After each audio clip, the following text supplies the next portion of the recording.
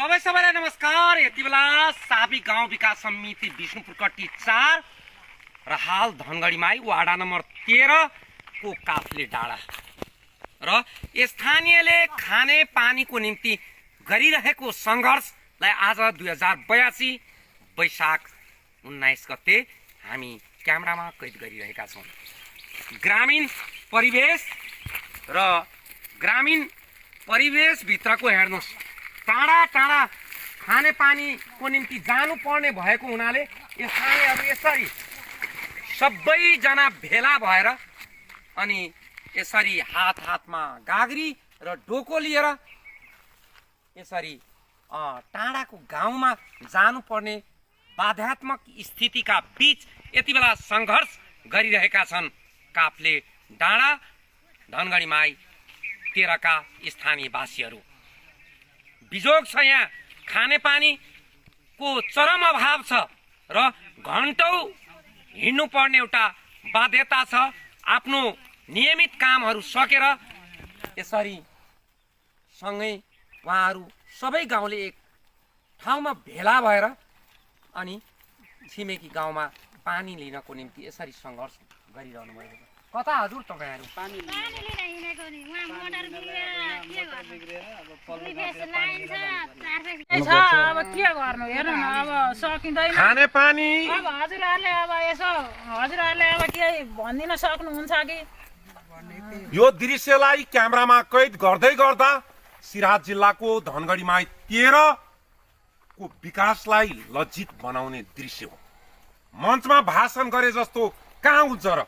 मञ्चमा भाषण गरेर र खानेपानी शुद्धताको कार्यक्रम ल्याउने तिनै संस्थाहरूलाई अर्थात् सिराहा जिल्लाका खानेपानीसँग सम्बन्धित संस्थाहरूलाई यो दृश्यले के भन्छ? के हो सर? यो तपाईहरु चाहिँ पत्रकार भएर या हाम्रो यो ठाउँ स्थानीय बासिन्दाहरूको समस्याहरू उजागर गरिदिनलाई अलि समय टाइममा आउनु भएको भएदेखि यो कुराहरू चाहिँ अहिले समयमै समाधान हुन्थ्यो कि यो तपाईहरु पनि उपस्थिति अलि न्यून रहेको हुनाले यहाँको समस्याहरू बाहिर उजागर नभएको पनि हुनसक्छ। स्थानीय सरकारहरूको पनि त्यति साह्रो चासो नभएको कारणले गर्दाखेरि यहाँ अहिले पनि पानीको लागि अभावले गर्दा खानेपानीको अभावले गर्दा हामी एउटा गाउँबाट अर्को गाउँमा सामूहिक भेला भएर गएर भरेर ल्याउनु पर्ने अवस्थाहरू सिर्जना भइरहेको छ। जे होस्, तपाईँ ढिलै भए पनि आइदिनु भयो, खुसी लाग्यो। यसमा तपाईँ मार्फत यो स्थानीय बासिन्दाहरूको समस्या पीडा र मार्काहरूलाई सहज होस् भन्ने दृष्टिले तपाईँले सम्बन्धित ठाउँमा ध्यान आकर्षित गराइदिनुहुन्छ कि भन्ने हाम्रो अपेक्षा हो। अपेक्षा है।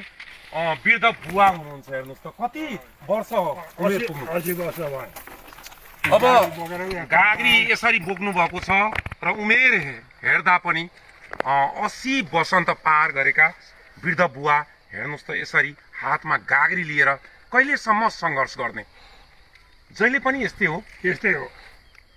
सुनवाई भएको छैन। जति भन्यो भने हुँदैन, पस्दै गर्दैनन्। अनि एक गाग्री पानीले त घर व्यवहार चल्दैन होला, वस्तु भाव होला, के होला है? खानै पुग्दैन नि। अब टोयलेटै पनि बनाछ बाहिर, फेर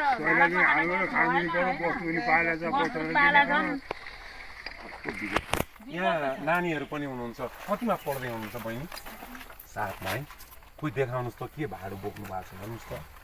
अब पानीको निम्ति यसरी पढ्ने उमेरमा उहाँहरूले पानीसँग सङ्घर्ष गर्नुपर्ने बाध्यता रहेछ र यो लज्जित यो दृश्यले नेपाल सरकार, मध्य प्रदेश सरकार र खाने डिभिजन कार्यालय लाहान टु राजविराज तपाईहरुको अभियान स्थानीय जनताको घर दैलोमा कहिले पुग्ने? यहाँ बहिनी पनि हुनुहुन्छ, कति कक्षामा पढ्दै हुनुहुन्छ? अब यसपालि 10मा है। अनि पानी लिन जाँदाखेरि कति समय लाग्छ यहाँबाट जानु पर्दाखेरि?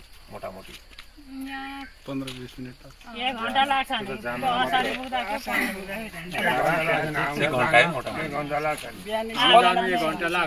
लाग्छ है। आउनु जानु 1 घण्टा लाग्छ। पानी भर्नु पर्यो, नुहाउनु पर्यो, धुवाउनु पर्यो, बाख्रा मात्रै धोएर मुख धोएर जाँदा आउँदा 1 घण्टा 5 मिनेट लाग्छ। मैले कति लाग्दो रहेछ भनेर गरेको, ठ्याक्कै 1 घण्टा 20 मिनट लाग्यो फर्केर आउँदा। म जस्तो बुढो मान्छेलाई 65 वर्ष पुगिसक्यो, करिब 70 भनौँ उहाँको उमेर र वृद्ध बुवाहरू हुनुहुन्छ। अब यो दृश्यले स्थानीय सरकारलाई लज्जित त बनाएकै छ र यहाँका प्रशासनिक निकायको म तत्काल ध्यान आकर्षण गराउन चाहन्छु र तपाईँहरूलाई पनि म प्रतिबद्धता व्यक्त गर्दछु। यसरी नै यो गाग्री लिएर एउटा घैटा लिएर पानी माग्नको निम्ति म राजविराज पनि पुग्छु।